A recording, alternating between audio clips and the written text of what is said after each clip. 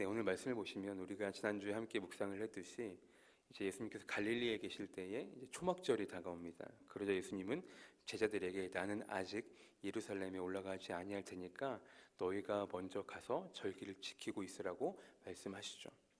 그리고 있은 후에 예수님은 명절 중간쯤에 예루살렘으로 올라가십니다. 그런데 예수님께서 예루살렘에 올라가셔서 가장 먼저 하신 일이 있었다라는 것이죠. 그러니까 일전에 제자들이 이야기했던 것처럼 수많은 사람들이 있는 곳에서 기적과 이적을 행하시고 그런 것들이 아니라 예수님이 어디로 가셨습니까? 성전으로 올라가셔서 하나님의 말씀을 전하십니다. 그럼 진정한 복음은요, 우리가 하나님의 말씀을 전하는 사이사이에 내 자랑과 내 의와 내 지식을 전하는 것이 아니라 온전히 하나님의 말씀만 전하는 것이 진짜 복음임을 기억하시길 바랍니다. 그렇기 때문에 예수님은 바로 예루살렘으로 올라가시자마자 성전으로 올라가셔서 하나님의 말씀을 전하셨던 것입니다. 하지만 이를 들은 유대인들은 무척이나 놀라워하고 당황해합니다. 왜 그렇습니까? 예수님의 입에서 놀랍도록 좋은 말씀, 놀랍도록 좋은 교훈들이 쏟아져 나왔기 때문입니다.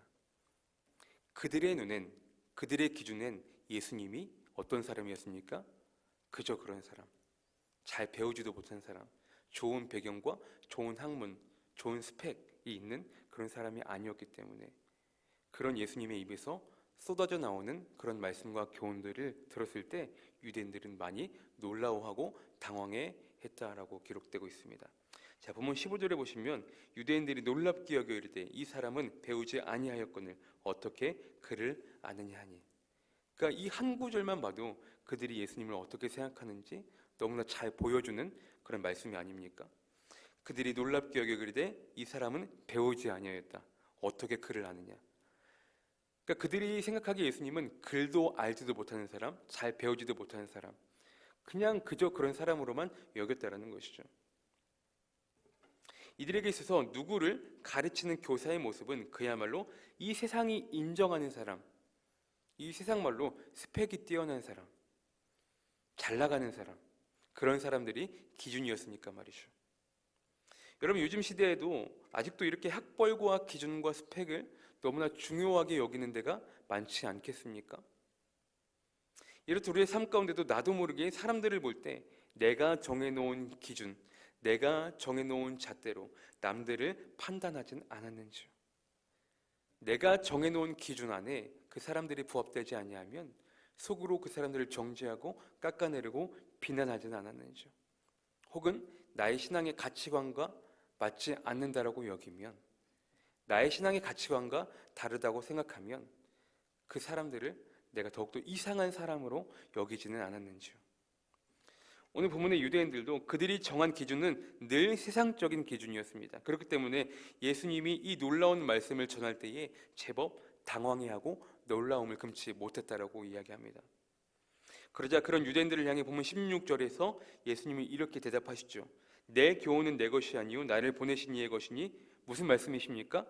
내가 지금 전하는 말들은 나를 보내신 하나님의 말씀이라고 예수님은 지금 이야기하고 계시는 것입니다. 그러면서 본문 17절을 통해서 계속적으로 이렇게 이야기하시죠. 사람이 하나님의 뜻을 행하려 한다면 이 교훈들이 하나님께로부터 왔는지 아니면 내가 스스로 나를 위해 말함인지 안다라고 말씀하십니다. 결국 스스로 자신을 높이고 자신의 의를 나타낸 사람은 지금 본문 18절에도 나와 있겠지만 자신의 영광만 구하는 사람이고, 반대로 나를 보내신 이의 하나님의 영광을 구하는 사람은 절대로 그 속에 불의가 없다. 그 사람은 악함이 없다. 그 사람은 진짜 참 사람이라고 이야기하고 계신 것입니다. 우리는 하나님의 말씀을 오랫동안 들어왔고 잘 아는 사람들이죠. 하지만 하나님의 말씀을 오랫동안 들어온 것 치고는, 하나님의 말씀을 잘 아는 것 치고는 하나님의 말씀대로 잘 살아가지 못하는 연약한 우리들의 모습이라는 사실입니다. 어떤 사람들은 유대인들처럼 율법에만 치중한 나머지 주님보다 율법을 더 앞세우고 정작 본인은 말씀대로 살아가지 못하면서 하나님의 말씀을 잘 지켜 행하지 못하는 다른 사람들을 보면 오히려 그 사람들을 더 정죄하고 비난하고 그들을 이상히 여기는 사람들이 있다는 것이죠. 우리가 기억해야 될 것은요, 주님보다 그 어떤 것도 앞서서는 안 된다라는 것입니다. 그리고 우리의 삶의 최종적인 목적은 무엇이냐? 온전히 하나님의 영광을 구하며 살아가는 것이 우리의 삶의 목표이자 목적이자 그것이 바로 신앙의 기초이고 기본이라는 사실입니다. 자, 19절 보실까요? 모세가 너희에게 율법을 주지 아니하였느냐? 너희 중에 율법을 지키는 자가 없도다. 너희가 어찌하여 나를 죽이려 하느냐? 20절 무리가 대답하되 당신은 귀신이 들렸도다. 누가 당신을 죽이려 하나이까? 오늘 말씀의 유대인들은요, 모세의 율법을 고집하면서 정작 율법대로 살지 않는 모습이었고요, 예수님의 놀라운 교훈과 말씀에는 오히려 출신과 학벌과 스펙을 따지면서 예수님을 비난하고 깎아내리는 모습이었다라는 것이죠. 그러자 예수님이 유대인들에게 너희가 율법을 지키는 자가 아무도 없다. 그리고 왜 나를 죽이려 하느냐라고 이야기하자 유대인들은 이렇게 얘기하죠. 당신은 귀신이 들렸다. 당신은 지금 이상한 말을 한다. 라고 계속적으로 미친 사람이라고 예수님을 지금 비난하고 있습니다. 그러면서 예수님은 오늘 보면 21절에서 이렇게 말씀하시죠. 예수께서 대답하여 이르시되 내가 한 가지 일을 행하매 너희가 다 이로 말미암아 이상히 여기는도다. 여기서 말하는 한 가지 일은 무엇입니까? 예수님께서 안식일에 38년 된 병자를 고치신 사건을 두고 이야기하는 것입니다. 자, 22절에 보시면 모세가 너희에게 할례를 행했으니 그러므로 너희가 안식일에도 사람에게 할례를 행하느니라. 그리고 23절에 보시면 모세의 율법을 범하지 아니하려고 사람이 안식일에도 할례를 받는 일이 있거든 내가 안식일에 사람의 전신을 건전하게 한 것으로 너희가 내게 노여워하느냐. 무슨 말입니까?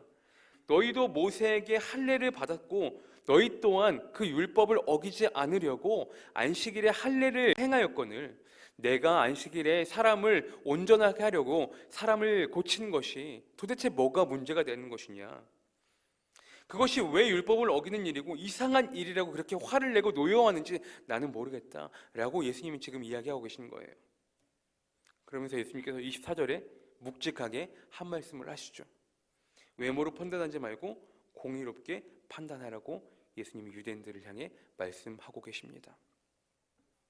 예수님은요, 유대인들을 향해 외모로 판단하지 말고 배경으로 판단하지 말고 이 세상 기준으로 판단하지 말고 공의롭고 정의롭게 판단하라고 이야기합니다.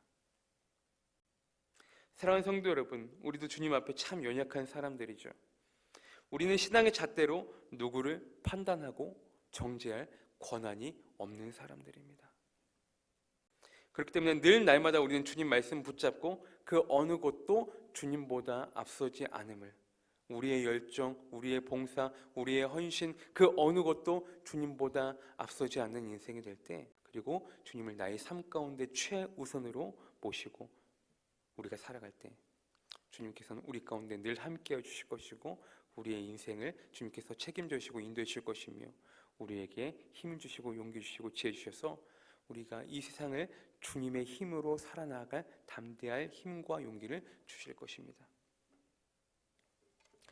우리 또한 예수님의 말씀처럼 공의롭게 판단할 수 있는, 공의롭게 살아갈 수 있는 귀한 성도님들의 삶이 될 수 있도록 오늘도 그 주님의 말씀 붙잡고 승리하며 살아갈 수 있는 귀하고 복된 하루의 삶이 되시기를 주님의 이름으로 축복합니다.